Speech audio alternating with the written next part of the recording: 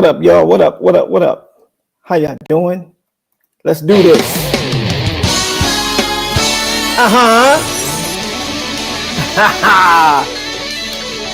Ladies and gentlemen, it is time for Vibe Sessions. How y'all doing today? How y'all doing today? Happy Sunday. Come on in, Vibers. You know how we rocking on today. We're turning up 100,000 degrees, man. I'll tell you right now, man, it's a beautiful day here in the tri-state, y'all. The sun is shining. It's hot. I want to say it's hot. I'm going to go ahead and put that out there. Let me stop fronting. It's not. It's a little too hot for my blood. You know what I mean? I'd rather be on the inside where the AC is. I got to tell you, man, it is good to be here, y'all. We miss y'all when we are not on. You know what I mean? Got to get back onto our mojo. We're supposed to be on vacay. You know what I mean? Till the fall. But we making a special appearance today, y'all. We got something going down. And we're going to talk about it on today. Vibers, you know what to do when you come in. Share it to at least 2 people. Let them know that Vibe Sessions is on. You dig me? Listen, y'all. I got to take my time on this intro real quick, man. I don't want to mess this up because we're talking to a New Jersey native, okay? By ways of Patterson, New Jersey, my hometown. You dig me? By ways of New York City, they adopted them, loved them. You know what I mean? And we're talking about my boy, BK Kirkland. Okay, I want to read something, man. It says here, man, that BK was the forefront of contemporary jazz and R&B. No, contemporary jazz and old school R&B. Let me put that straight. Old school R&B on a national scale, which means what? That means that he broke a lot of records. You understand me? Straight up, these artists was bringing him the records, and he was breaking them on a national scale. Okay? He's one of the forefathers of the Quiet Storm. People over here in the tri-state, New York, New Jersey, stand up. We're talking to one of our own. It says BK is a Gallery Award recipient as one of the top 100 radio personalities in the world. On the planet. You understand me? BK Kirkland, huh? Patterson, New Jersey. I got to keep putting that out there. Okay? It says that BK personalities and programming, meaning he programmed the music, man. He's the director of these stations. WBLS in New York City, KBLX in San Francisco, WHUR in DC. Now, these are all major markets. Follow me. BK Kirkland, the legend, okay, says now as a program director and personality for Sirius XM Radio, The Groove. You can check him out. Channel 50, y'all. You know what I mean? He's still doing his thing. Molly-whopping the airwaves. BK Kirkland. Okay? Light skin. Good looking brother. You feel me? Patterson, New Jersey. Stand up. You understand what I'm saying? BK Kirkland. Okay? Andre Sayer awarded him, y'all, of a Lifetime Achievement Award. Patterson, New Jersey. Served as a role model. He serves as a role model, y'all, for both youth and adults. Okay? Teacher, I want to say, back in high school, college, he played ball. Okay, he's a role model, radio DJ, disc jockey, program director, man. The list goes on and on. Book author. Okay, he has a new book out right now. If you have not gotten it, you need to go and get this book, man. It's called Here's to Life, author BK Kirkland, man. He got some stories in there, man. Buddies with the man Quincy Jones himself. Okay, he's broken records for. I want to let me hold on.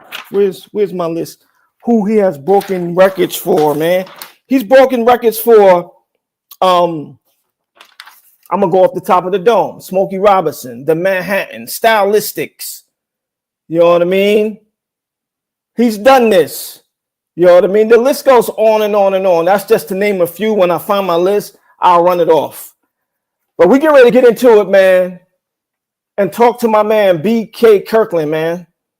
Y'all stand by. Vibers, you know what to do. Let's do this. Tell everybody you know that Vibe Sessions is cooking up something right now. Y'all come in and lean with us, rock with us. I promise you, we'll turn up 100,000 degrees. You feel me? We're going to do this. Omar Wilson, man, singing a classic along with Sean Stockman, Boys the Men, Cisco.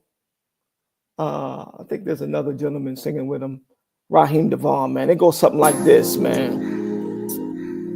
We're going to do it like this. Dedicate this to Quincy Jones, man. Real music. Like the straight up direct your attention to the smooth sounds of Omar Wilson, y'all. Let's go. Somebody tag Omar Wilson, let him know we playing this joint. I want to learn about all the secrets in your God. That's my boy. I want to reach your mind. Shout outs to English Promotions, you feel me? Know your deepest feeling. We're powered by English Promotions. I want to make it right for you. Baby, show me. Hey! Let me share the mystery. Oh, Come on, come on, come on tonight. Oh, my bad. listen to your heart tonight. Come on, come on, come on. Make it alright. Yeah, yeah, yeah. Come on tonight. I know a melody. Let's go. Put the fire signs up, man. I got the secret key to you, baby. Let's make music. Yeah. As an ecstasy. Oh, Come on, come on, come on. Hey. sing it to me. Here in the temptation feels so wrong. Passion can make you fall for what you feel.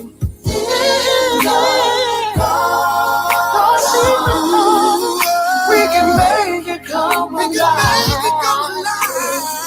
It's a bad joint, man. Let's go. Your secret garden.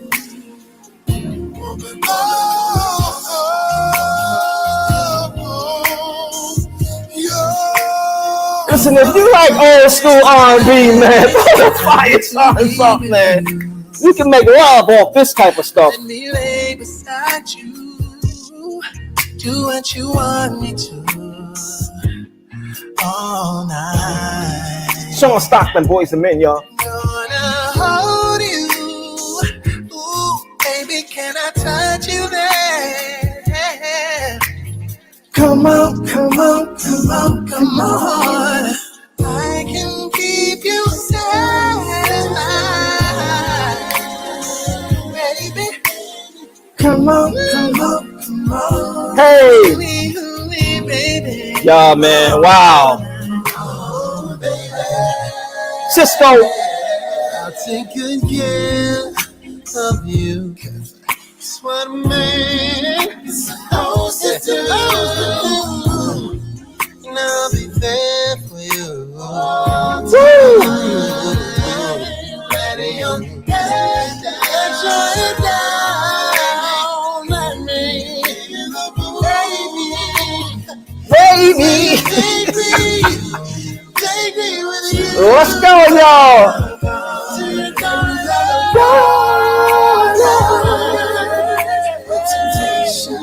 So right, passion can make. Yo, man, you know, we have to slow it down for Mr. BK Kirkland, you feel me? We want to put him in his element. This is what he did at night, man. Get you in the mood, you feel me? BK Kirkland. He had you like this.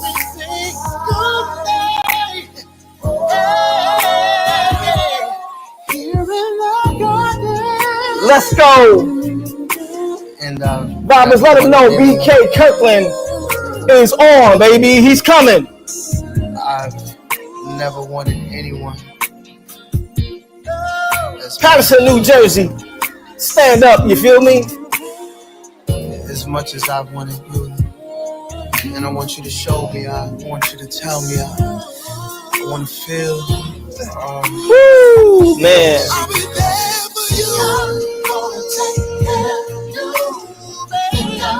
I want us to take our time. Show you right.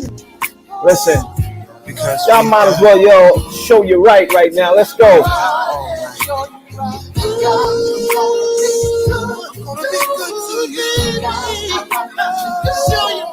Show you right.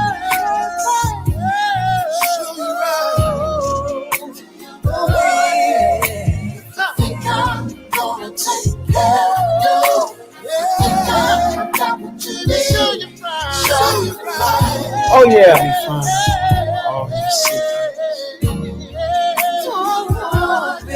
I love it.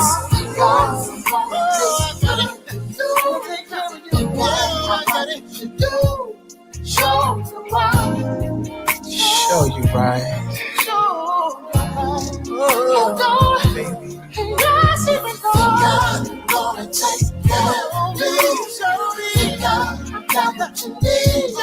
Show you right. Yo, man, it's a beautiful thing, man. Music is so beautiful, man. Come on. Thank you to all the DJs, man, that put it down. You know what I mean? BK Kirkland. It's on. D. Let's get Pie. And you come on in right now. Let's go. Come on in.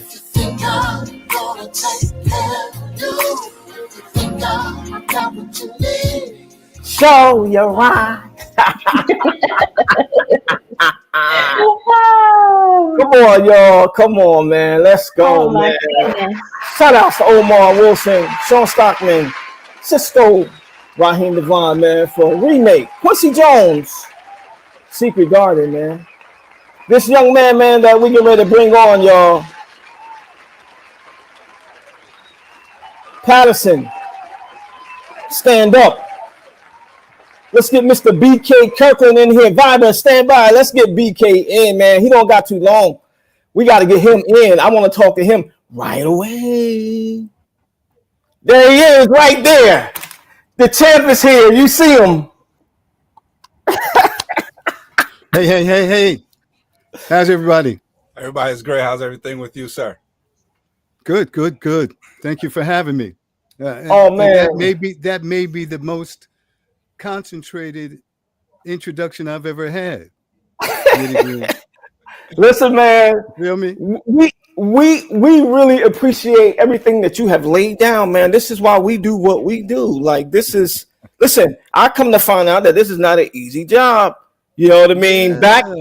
Listen, you laid it down. You laid the blueprint for a brother like myself, Little Pie and D, and we really do appreciate it, man. And I want to give you your flowers while you're here, Patterson, New Jersey. I read off a whole bunch of credentials in the beginning of the show. Being that we only have you for a little bit of time, man, we definitely gotta have you back so we can dig in deep. Because I didn't realize how much you laid down. You laid down a whole bunch of stuff, man. I'm sitting here looking at this stuff, man. I'm like, man, BK has really been mollywopping these airwaves for a long time, man. And we appreciate you on today. And I'm telling you right now, man, thank you for stopping by Vibe Sessions. But we got to get to it, Mr. BK. Can I just say one thing? Because I'm getting a message from Beyond saying that maybe this content is not showing everywhere right now. I don't know what happened.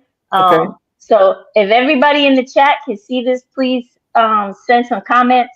If not, I really don't know what's about to happen. This Mercury retrograde is serious Yes, this it time is. around. It is. It It's is. really been a trying day with like Mm, technology. So I just want to make sure that everybody can see us, because Lisa is saying that we cannot. I see us on the Vibe Sessions page, but I don't see. I do see that like places it's been shared is has disappeared. So I'm trying to make sure that we are still um, moving Yes, I can see and hear you. Somebody saying yes, they can see and hear us. All on right, YouTube. on Only YouTube. on YouTube. That's not good. Um, Listen, let's rock. We still filming just keep on going. YouTube. If okay. anything, I'll repost it. I Yeah, can there we always go. repost it. Okay. Bingo, bingo. I See, this do. is I do want to say how lucky I've been because I've done for 50 years what I love: music, listen. talking to people, enjoying life, being in different places. It's been an amazing ride, amazing. And, I just want to thank everybody who took the time to listen. We did a calculation a couple of weeks ago, and we said that I probably talked to 1 billion people in my lifetime. Yes, you have. And broke, as I How said many in the people get a beginning, chance to do something like that? All over the world? and and broke a whole lot of So, records. yeah, I got about 50 of them down here. Someday I'll walk you through. No, no, no, Mr.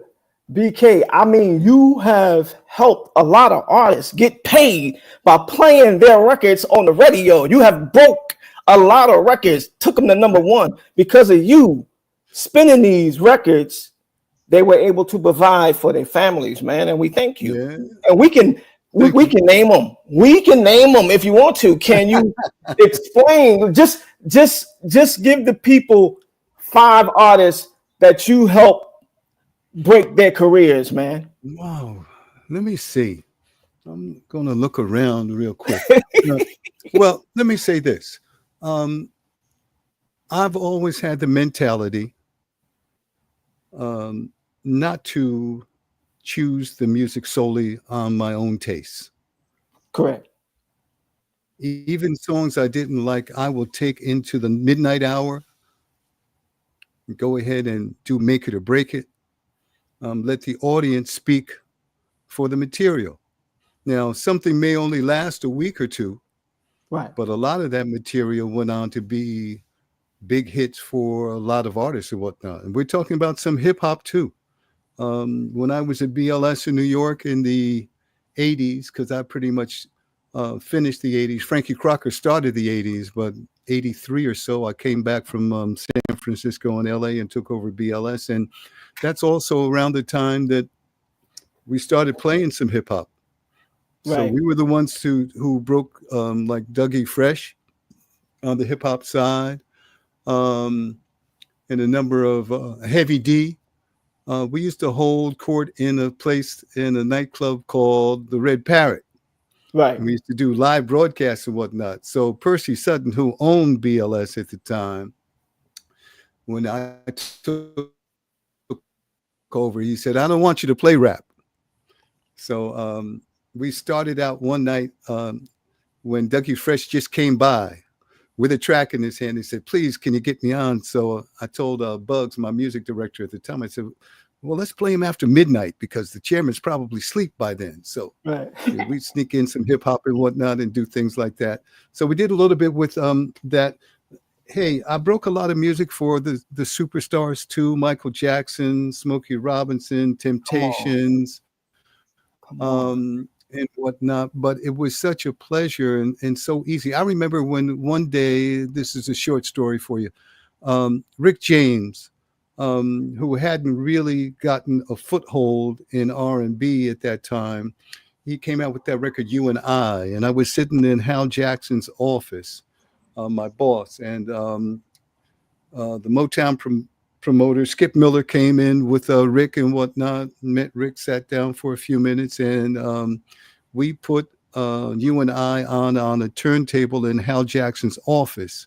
and it only played about 5 bars. And I said, Hal, I'm going to the control room. I took that record into the control room and played it immediately, and the phones lit up. So that was the kind of response that you want to get from breaking a record, is that the audience actually had a chance to say at that time, wow, this is brand new by Rick James. Here it is on BLS. Let me know what you think. And the phones lit up.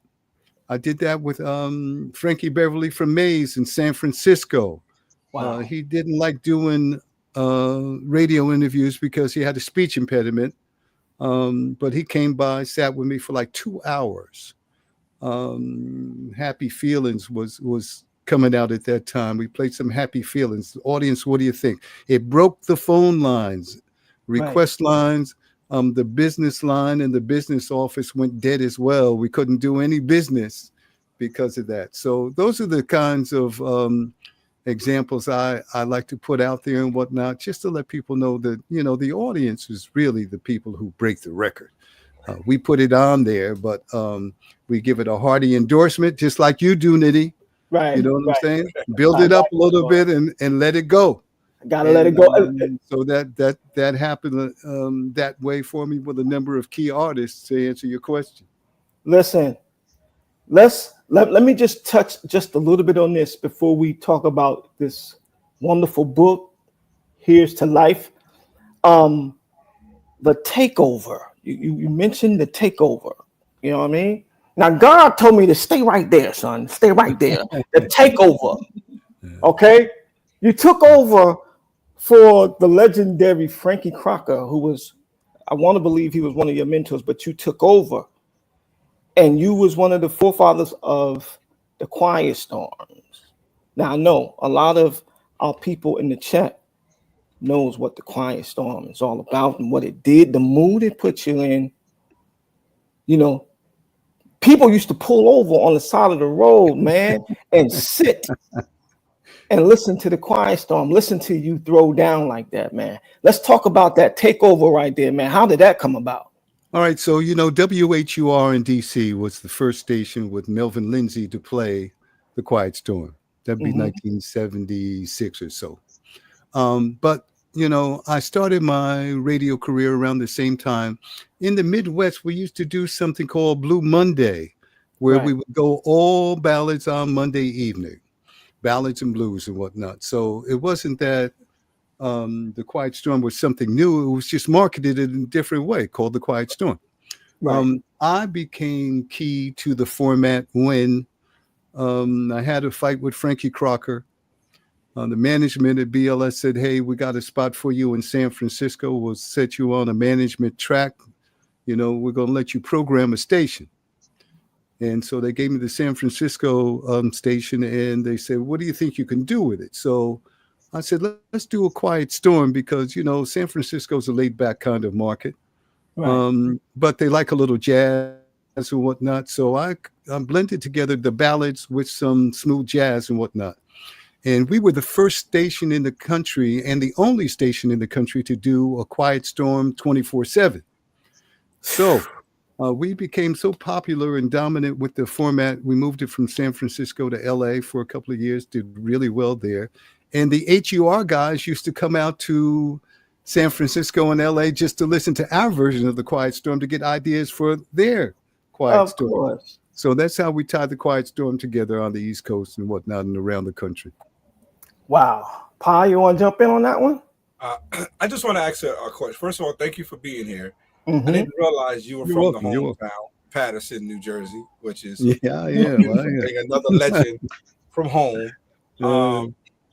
My question, I'm just curious, right? Out of all your years in the radio, and you've been there in the golden years of music, how is it differ then than now with not just radio play, but with the way the audience receive music now than they did back then when we were like in the golden eras with the Luthers and the Whitneys and those greats? Okay, so back then we were in the artistry of music and the artistry of radio. We were artists. We had a blank canvas. Everybody was unique and individual. I don't sound like any other disc jockey. No other disc jockey sounds like me. Frankie had his sound. I had my sound. Vaughn Harper had his sound. Everybody had some unique kind of delivery and ability, just like the singers. Like you mentioned, Luther didn't sound like Rick James up and down the line like that. So that's the era of artistry. Now, radio and records are in the business of records and radio. Everybody wants to sound like Beyonce. Everybody wants to be a Cardi B. Everybody wants to be one of those people and not themselves. In radio, every radio station wants to sound top 40. Every radio wants to sound urban. Everybody's playing the same 40 songs in a row. When I came up in the 70s and 80s, we played 60, 70 songs on our playlist. Today it's down to, even in urban radio and black radio, it's down to 40 songs.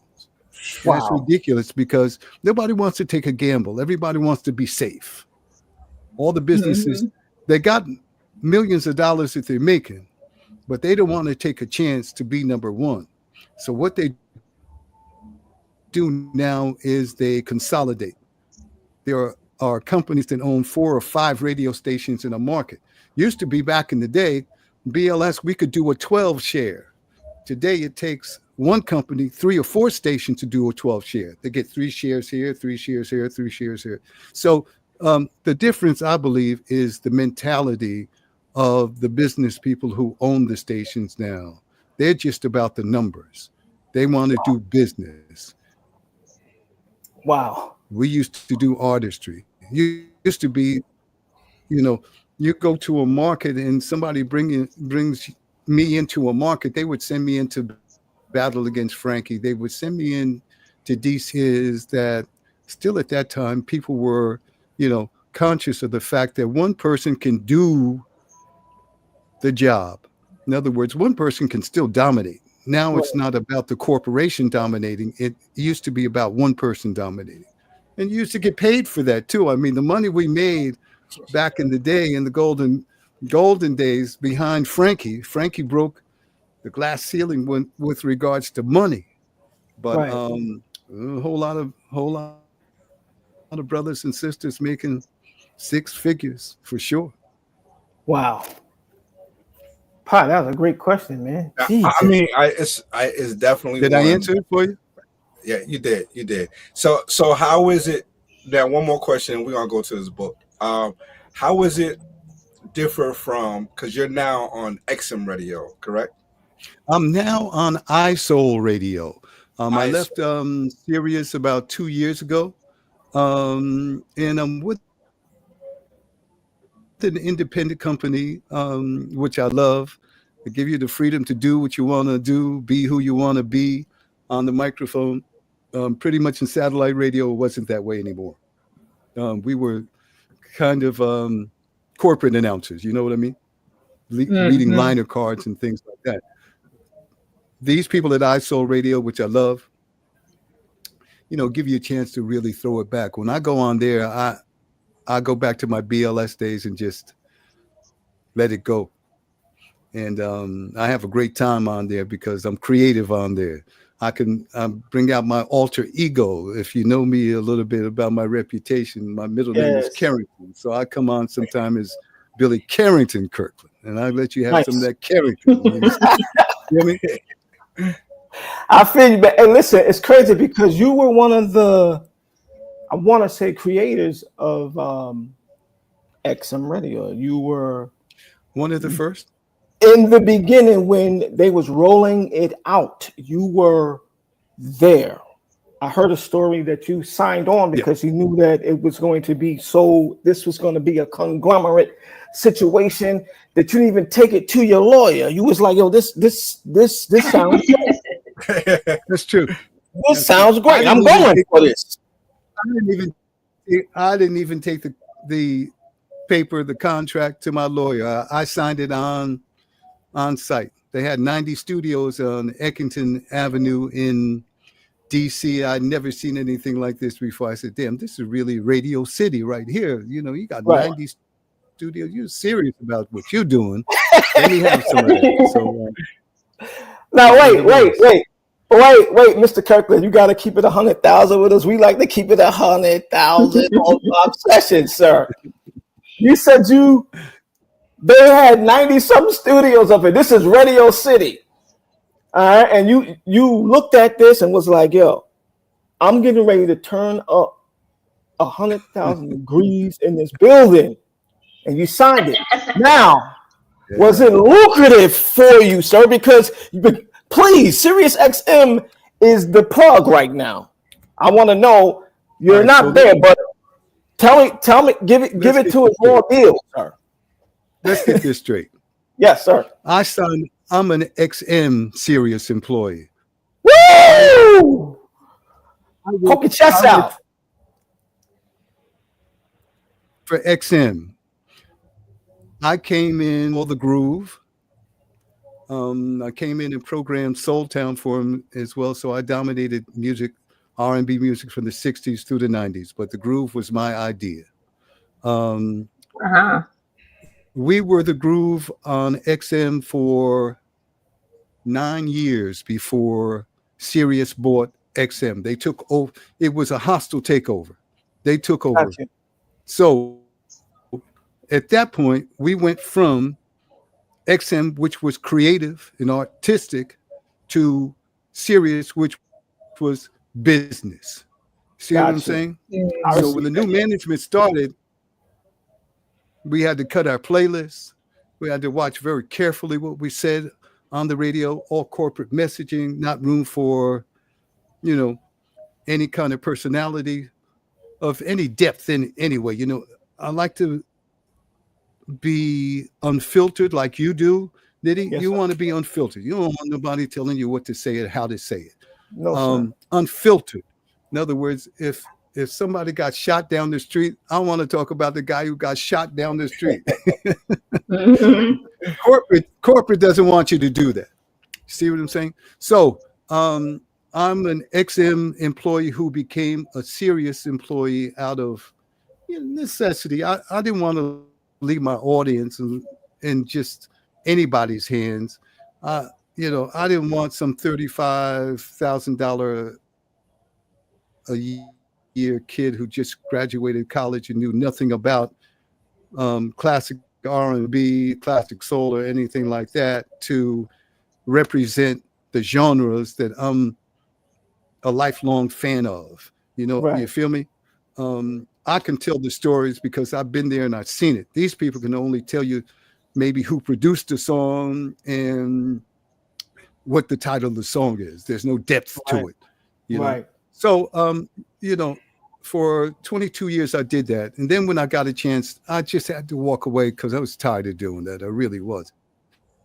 iSoul came along maybe about 6 months ago and said, hey, BK, how'd you like to do a show? Because I hadn't done a show in a couple of years.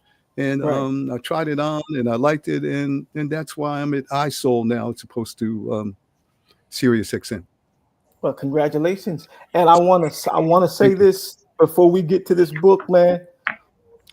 We got to have you back on because I've read so much stuff, man, about how you, I guess you was involved with a show that Stevie Wonder was appearing at. And, there's so many stories. I'm pretty sure it's in this book, too. I want to know exactly what the book is about. But Stevie Wonder made an announcement that night and you was there and you witnessed this.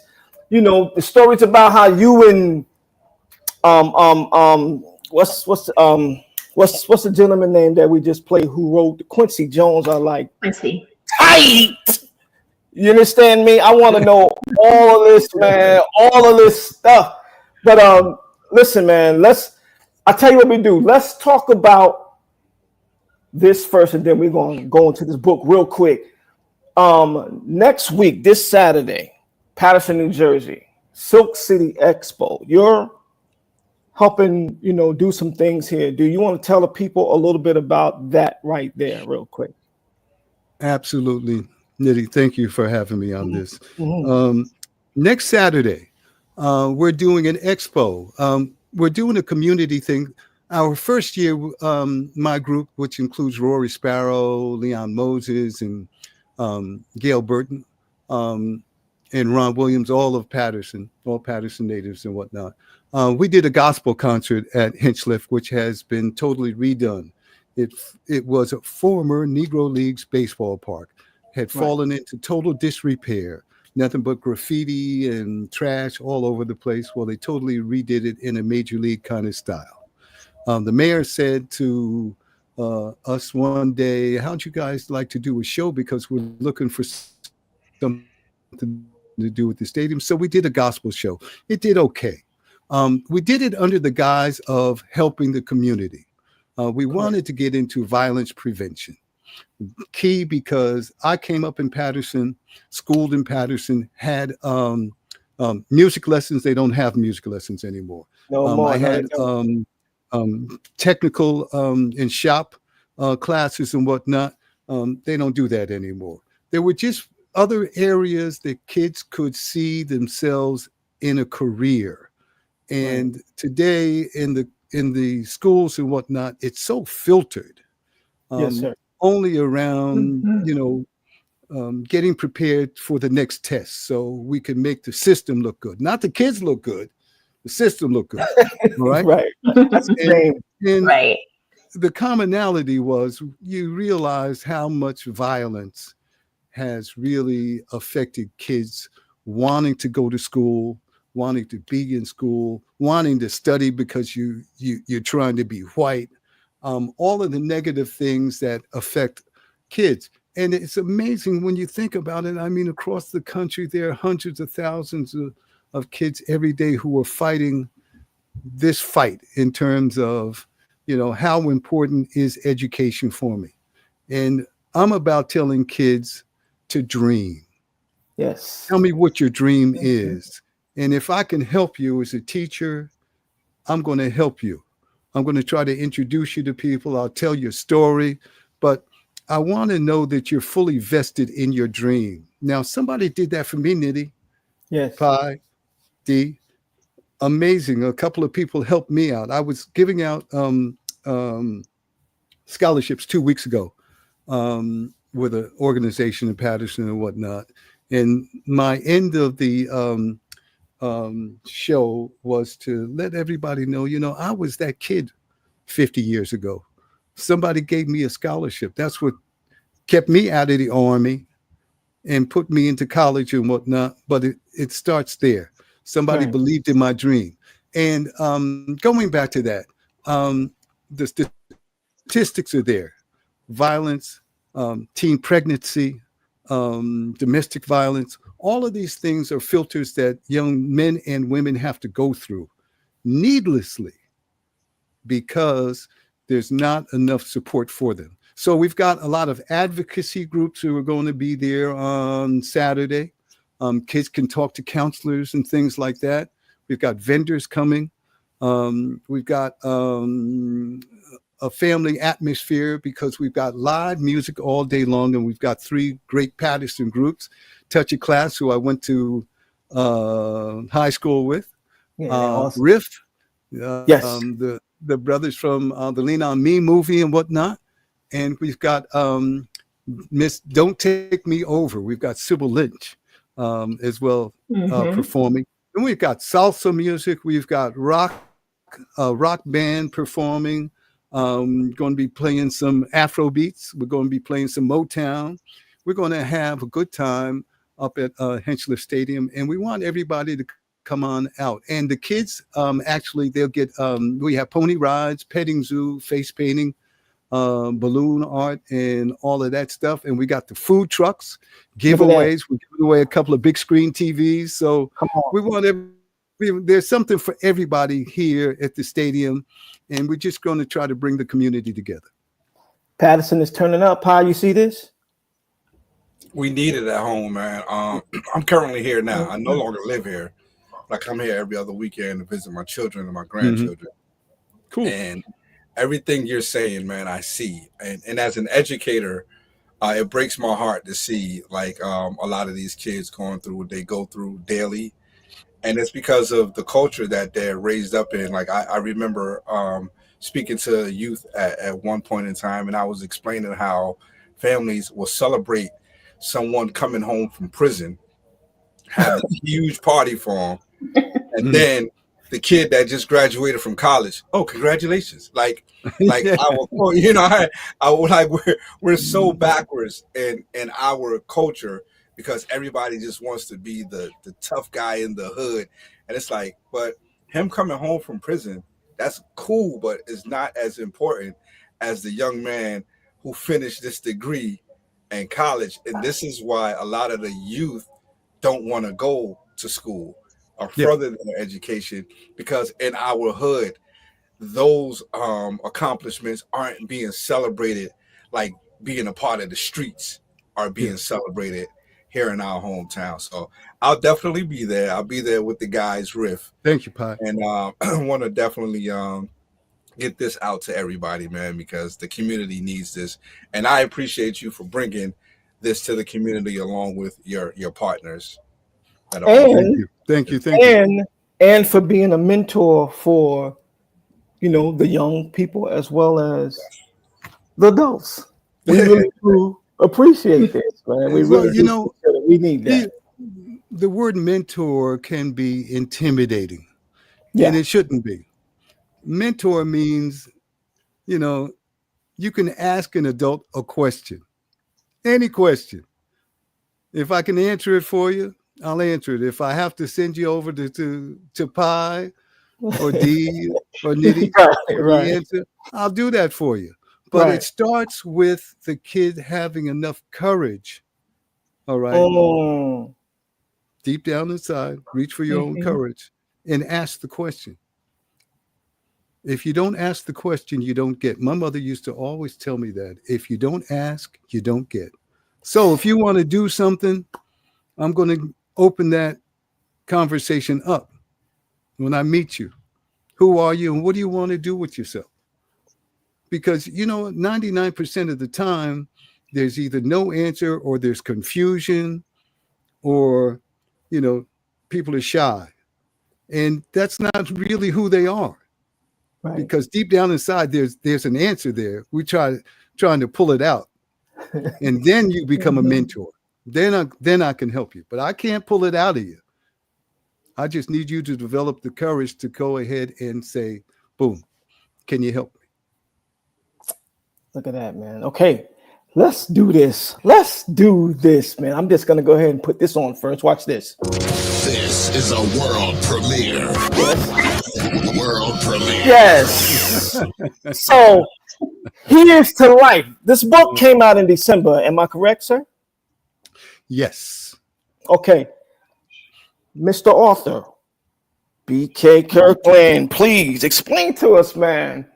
How did this come about? Let the audience know, man. Like, they got to go pick this book up. Explain to them what the book is all about. Okay, so I told everybody I'm Patterson born and raised. Yes, sir. And I'm one of those people who was raised during the times of discipline. Correct. Me too, sir. So, yes, sir. My father was a garbage man, and he really was an auto mechanic. But you know, back then, none of the white garages would hire a black mechanic. All right, so he's fixing people's cars for free and whatnot. But he had to become a janitor, you know, just to take care of his family, and I appreciated that all the way throughout my life and whatnot.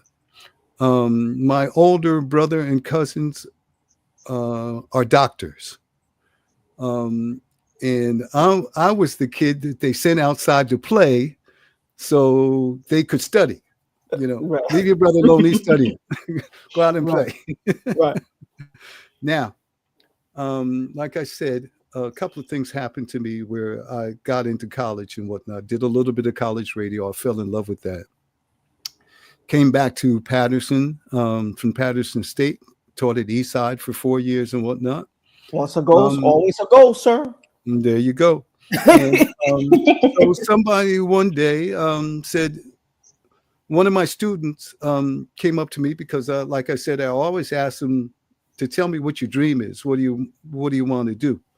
And at the end of one class, this kid got smart one day and he said, Mr. Kirkland, what do you want to do? What's your dream? I said, So I had to be honest. I told him, I want to be a DJ. So that set me on that course to go ahead and start sending out some resumes. I sent out some resumes and I got my first radio job. A lot of fun and whatnot. And then my dream really, even though I had to leave Patterson and go out to Columbus, Ohio to start, was to always get back home. So I ate, drank, and slept radio for about a year and a half. Didn't sleep much, slept in the studio, slept in the car, did whatever I had to do to get back home. So I went from Columbus to Detroit to Philadelphia, 6 months in each one of those markets before I met this girl, Wanda Ramos, who was the music director at BLS. She gave Frankie Crocker an audition tape, said Frankie wants to interview. Went to the interview. Frankie didn't show up. Hal Jackson, who was the vice president of Inner City and BLS at the time, I interviewed him for a college paper. Hal Jackson hired me.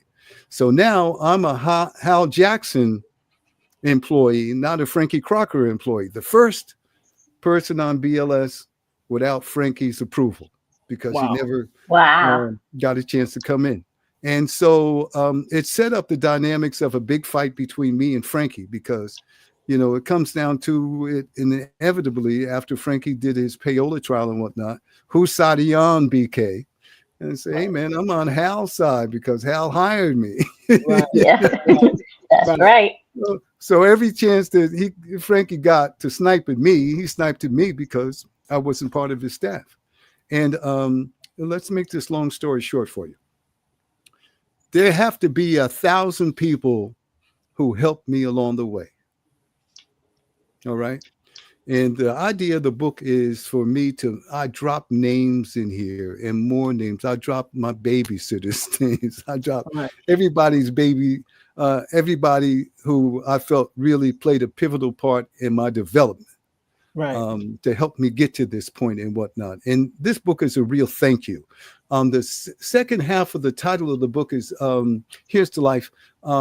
It's called Filled with Dreams Come True, because I think the way that you prepare yourself for your ultimate dream is to have small dreams and accomplish those along the way.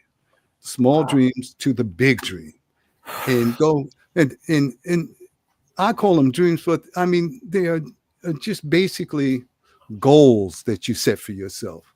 And, I stayed inside of that compartmental kind of mentality for a long, long time. But it was, in my radio career, very, very rewarding for me. Work hard.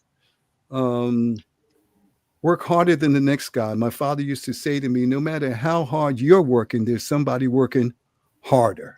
And you've got to have that mentality that I do a 4-hour show, but it takes me 2 hours to put this together, and then I've got to go listen to the show. So my day is a 10-hour day, where some guys walk into the studio, do a 4-hour show, and they go home. Right. So work hard. Be the example that people want to be, because you've worked hard. You've had that kind of philosophy and mentality, and understand. My father laced up his shoes every day for 50 years and went to a job he didn't want to go to. Come on, but man. This is about getting up every day and going to do, if you're lucky, what you love or what you don't want to do. So if you dream, you want to wake up in the morning being happy going to work as opposed to just going to work. Come on, Mr. BK. Okay. Listen, you are talking to me, but go ahead, sir. Yes, sir. I think he's talking to all of us right now. I think that's the concise way to look at it. Thank you. So tell us, where can people get these jewels, where can they get the book? Where is this book? Because I gotta buy it today. Amazon.com. Go to Amazon. There's an ebook. There's not $9.99. There's a paperback. Now, there. That is the old book. That's the That's first the old edition. version. That's the yeah. There's one with a gold cover. If you see that one, put that one up. But I'm saying this to you. So you can get it in hardcover, paperback, and you can get it in the ebook too. Nice. You know, and it's been a labor of love because, like I said, you know, even my brother and cousins who are much more educated than me in everything, they went through the same system. They got help along the way, all the way. No matter what your dream is, you know, whatever your goal is or whatnot, you just have to be thankful that you had the kind of support that allowed you to dream and go ahead and bring it to fruition. Man, listen, I have to ask you this, man. How important is it to keep a journal? Because I read I read briefly that, and listen, Frankie Crocker was a rock star, but Mr. B.K. Kirkland, you was a rock star as well. And I straight up am I heard that Frankie Crocker used to take credit for some of the stuff that you laid down, and y'all had to get that straight.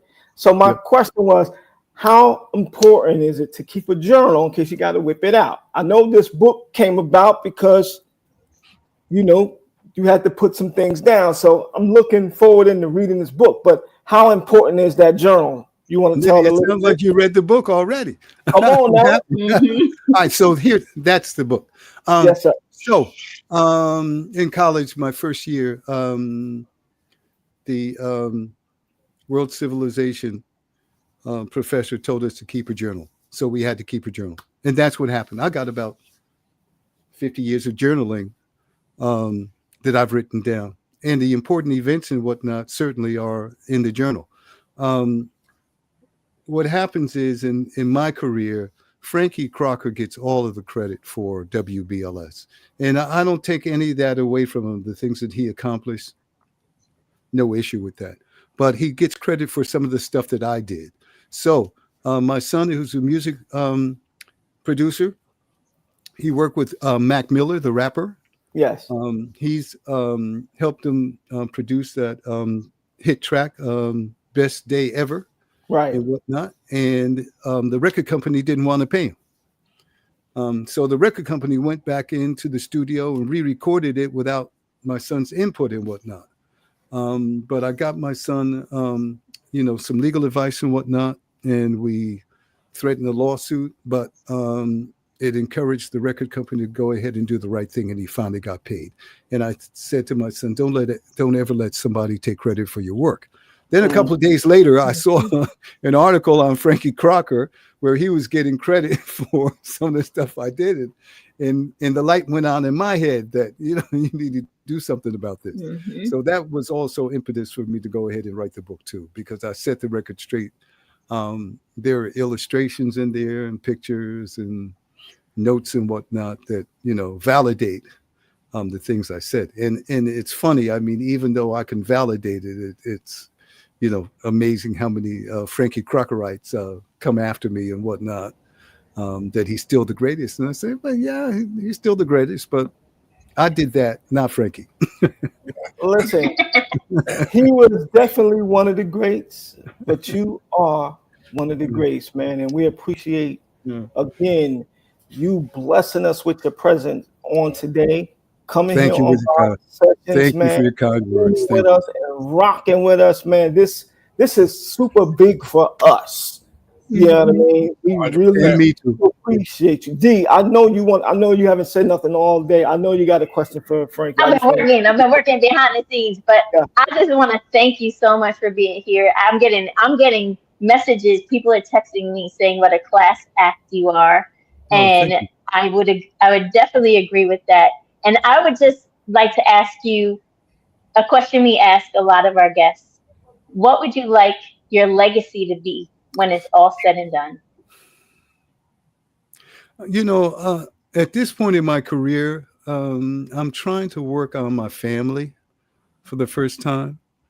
I spend a lot of time traveling, moving my family around, but I think they would agree they've been lucky. They've been in the best schools, in the safest neighborhoods, and, you know, experienced a lot of things I didn't even come close to experiencing in my life and whatnot. So my career has taken me away from home and my family a lot. So I'm able to be home and available and whatnot. And I'm enjoying that. My legacy, if I could make people laugh at something I said, lighten their day, if I can educate people about, you know, some of the things, I'm off into this health thing now in my advanced age and whatnot. I'm off into health. I like to pass along healthy information. So if I can entertain and pass along information and whatnot, or just inspire people to dream, even at an advanced stage, I'm more than happy to hear from people that, you know, I did some of that to them inside of what I do on the radio. Pie? Hey, man, you have definitely been an inspiration to me in just this last 45 minutes, especially knowing it's always great when you know it's someone from where you come from. And it's like, it's not unbelievable at that point, you know, like whatever. If I can do it, you can do it. Are, whatever you dream is never unbelievable because it's people that started with the same foundation as you, the same high school, the same city, you know. So, yeah, and I'm inspired. And I can't wait to meet you in person on Saturday. Look for me Saturday. Be a fanboy, and I need a picture. Because, you know, that's just what I'm going to do. I'm definitely going to ask for a flick.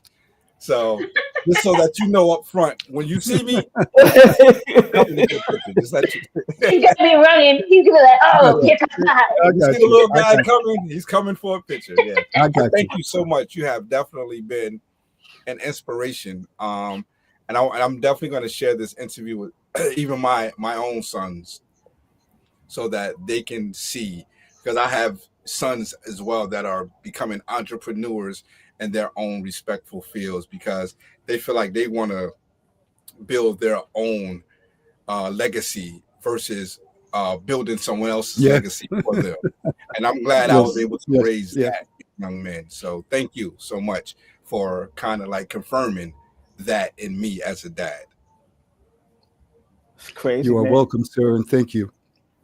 Hey, listen, we like to end the show like this. Again, you are a rock star, man, and we really do appreciate you. We like to end the show with this, and we're going to see you on this Saturday. Before we go, I want to wish my dad an extremely happy birthday on today. Happy birthday. He's my hero. Happy birthday. Sure. That's my happy birthday. Happy birthday, Pop.